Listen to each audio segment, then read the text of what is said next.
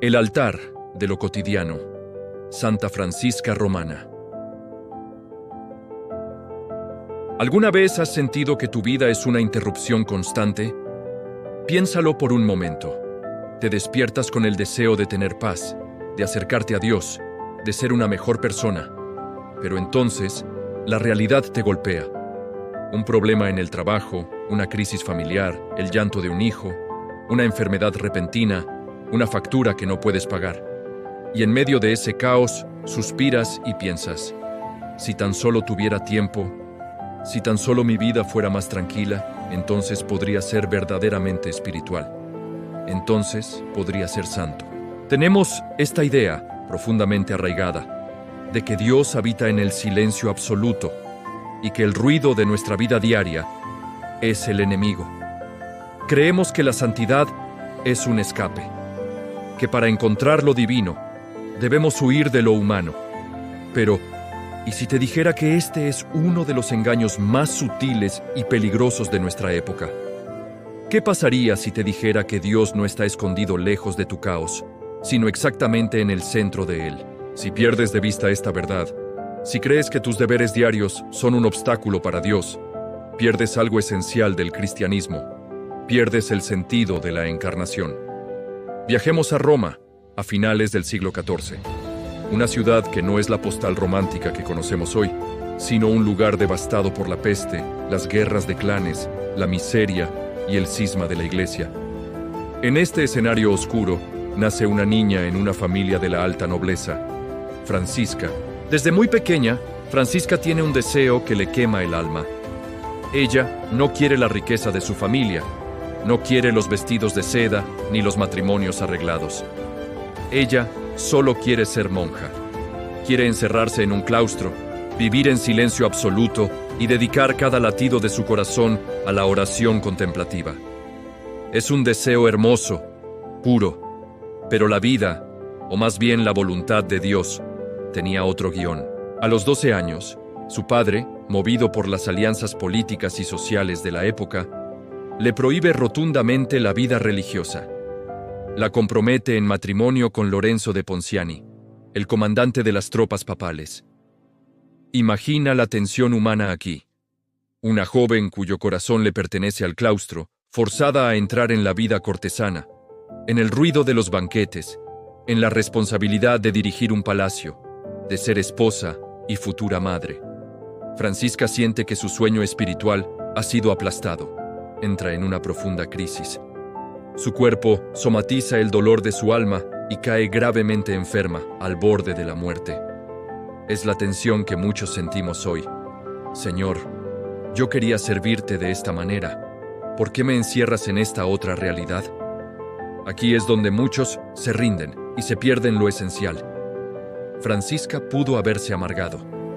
Pudo haber sido una esposa fría y resentida, justificando su amargura con una falsa piedad espiritual. Yo soy de Dios, no de este mundo, pudo haber dicho. Pero en su lecho de muerte, experimenta una visión. San Alejo, un santo que también vivió la tensión entre la vocación y las expectativas familiares, se le aparece y le hace una pregunta que cambiará la historia de la Iglesia. Le pregunta si está dispuesta a sanar o si prefiere morir. Ella responde que solo quiere lo que Dios quiera. Y San Alejo le dice: Dios quiere que vivas para que glorifiques su nombre. Francisca sana milagrosamente, pero no sana para escapar. Sana para abrazar su cruz. Nosotros huimos del deber porque nos duele. Vivimos en una era donde la incomodidad es vista como un mal absoluto. Si un matrimonio es difícil, nos dicen que lo dejemos. Si un deber es pesado, nos dicen que prioricemos nuestra paz mental. Pero Francisca nos enseña la primera gran lección de la herida humana. El escape nunca sana. Ella decide entrar en su matrimonio no como una prisionera, sino como una ofrenda. Se da cuenta de que el Palacio Ponciani no es su prisión, es su monasterio. Y esto, amigo mío, conecta directamente con tu vida hoy.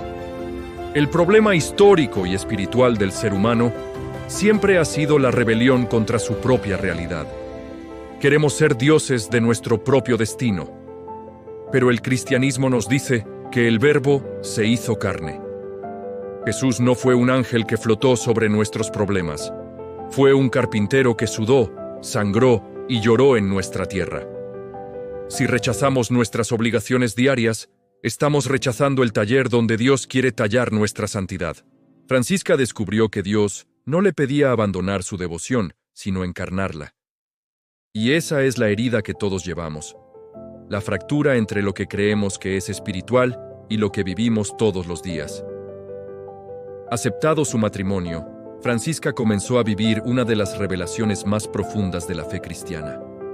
En los Evangelios encontramos una escena fascinante. Jesús está en la casa de dos hermanas, Marta y María. Marta corre de un lado a otro, agobiada por los deberes de la casa, mientras María está sentada a los pies del Maestro, escuchándolo. Jesús reprende suavemente a Marta, no por trabajar, sino por estar inquieta y preocupada por muchas cosas, perdiendo de vista lo único necesario. Durante siglos, hemos pensado que esto significa que la oración es buena y el trabajo es un estorbo. Pero la vida de Francisca nos revela cómo se unen estas dos mujeres bíblicas en una sola alma. Francisca acuñó una frase que es un relámpago en medio de la oscuridad. Escucha esto con atención. Una mujer casada debe, cuando es llamada, dejar a Dios en el altar para encontrarlo en el cuidado de su hogar. Dejar a Dios por Dios. Parece una paradoja, casi una herejía a oídos inmaduros. ¿Cómo vas a dejar a Dios en medio de la oración? Pero aquí está la genialidad del Evangelio encarnado en la tradición. Francisca podía estar arrodillada, en éxtasis profundo, leyendo los salmos, y si su esposo la llamaba, o si un sirviente necesitaba dirección, o si su hijo lloraba, ella cerraba el libro inmediatamente. No lo hacía con un suspiro de frustración, ni mirando el reloj espiritual. Lo hacía con una paz absoluta. Se cuenta que una vez fue interrumpida 4 veces en la lectura del mismo versículo del Salmo. A la 5ª vez, al abrir el libro, encontró las letras escritas en oro brillante por un ángel. El mensaje de Dios era claro. Tu obediencia a tu deber me glorifica más que tu devoción aislada. Y esto no es una filosofía impuesta. Nace directamente de la Biblia. San Pablo nos dice, ya sea que coman, que beban o que hagan cualquier otra cosa, háganlo todo para la gloria de Dios. La revelación aquí es que no hay un muro entre lo sagrado y lo profano si estás en estado de gracia. Pero la historia de Francisca se vuelve aún más intensa. Ella se convierte en madre. Tiene varios hijos, a los que ama con locura. Su palacio es un oasis de paz, hasta que la peste vuelve a golpear Roma, seguida por la guerra civil. Su esposo, fiel al Papa, es herido y exiliado. Sus bienes son saqueados. El palacio Ponciani queda en ruinas, y entonces llega el golpe más duro que puede recibir un ser humano. La peste se lleva a su hijo Evangelista, de 9 años, y poco después, a su hija Inés. Si la fe fuera solo un consuelo psicológico, aquí es donde Francisca se habría quebrado. Perdió su estatus, su riqueza, a su esposo por un tiempo, y a sus amados hijos.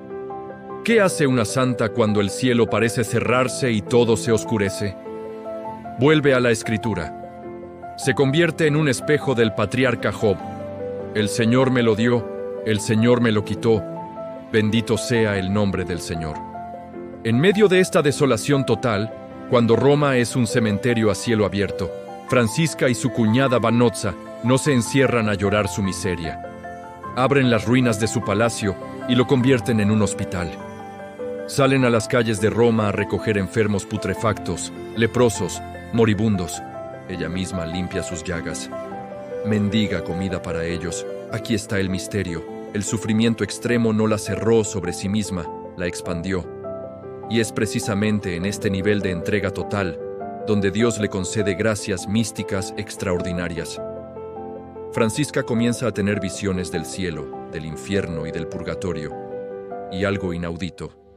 Dios le permite ver a su ángel de la guarda de forma permanente. Un ángel que la acompaña, cuya luz es tan brillante que le permite leer en la oscuridad. ¿Por qué le da Dios este regalo? Porque el mundo espiritual es real y está entrelazado con nuestro dolor y nuestra caridad. Cuando Francisca tocaba la carne putrefacta de un enfermo en Roma, estaba tocando a Cristo crucificado, y el cielo se abría ante sus ojos para confirmarlo. Dios no nos revela estas cosas para impresionarnos, sino para consolarnos y mostrarnos que ninguna lágrima derramada en obediencia se pierde en el vacío.